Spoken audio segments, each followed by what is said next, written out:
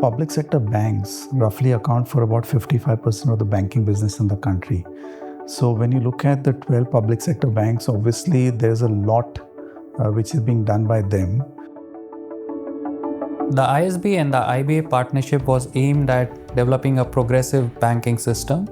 And as part of this program, we actually trained about 120 bankers, and these included CTOs, CFOs, CROs, CHROs, as well as their deputy counterpart. So this program has actually opened our minds and eyes to situations. The leadership aspect and the talent development aspect, these are critical for the success of any organization. So I think we have a solid ground to believe that the learnings that we have taken from here can be immediately implemented in the workplace. I think this was the first time I got a lot of clarity around the leadership and what to do in a particular situation.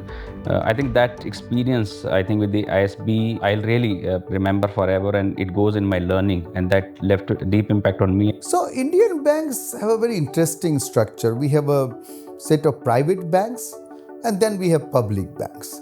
Now, the private banks are newer banks, and they have started with a very different mindset. So the cultural mindset, legacy system is very different in private banks than some of the legacy public banks. So one of the things that is happening is that their whole style of operating and adapting to the new solutions, new technology, new way of operating is little different. Since I'm coming from a tech side and being the Chief Information Security Officer, we are no way confined to the so-called boundaries. So in terms of the issues, in terms of understanding, in terms of the exposure, it has to be internationally understood what are being brought into and what are the current issues or what are the current challenges and how the entire ecosystem, so beyond India perspective, has to be seen into. So one of the simulations we did was on cyber attack. This was designed for Chief Security Officers as well as for CTOs. And here you are put in a situation where the attack is happening on your bank, and you are dealing with this attack. You have to deal with different stakeholders, different C-suite people, different IT people, legal people, PR people. So this simulation basically takes them through this journey where they are presented with a situation and they have to decide whether to do this or don't do this. And then we look at the final outcomes, what happened. We discuss about why they did, what they could have done differently, how we should be better prepared for that. So this simulation, I think, really got in-depth understanding of how you will react and some of the emerging challenges that are coming.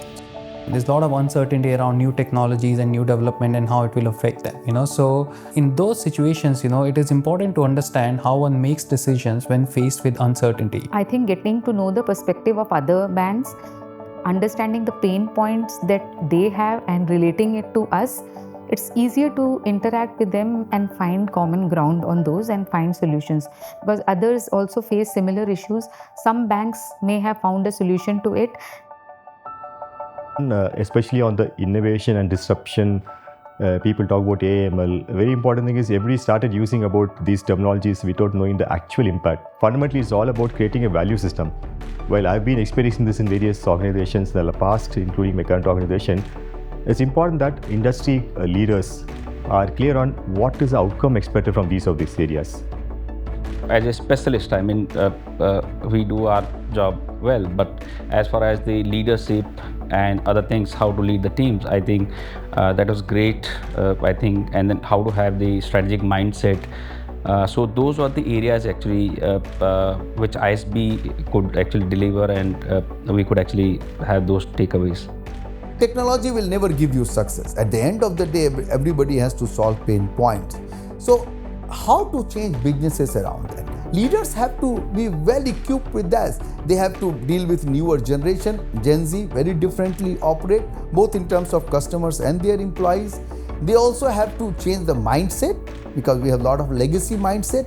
They also have to change how we operate in businesses, in banks. So they have to use their IT literacy knowledge to create business transformation.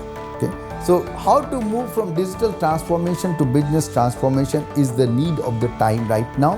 And whoever is not able to do this, they will not be the leader of the future. This is a program which would help you be future ready, and a program which will help you develop your organization into a better organization.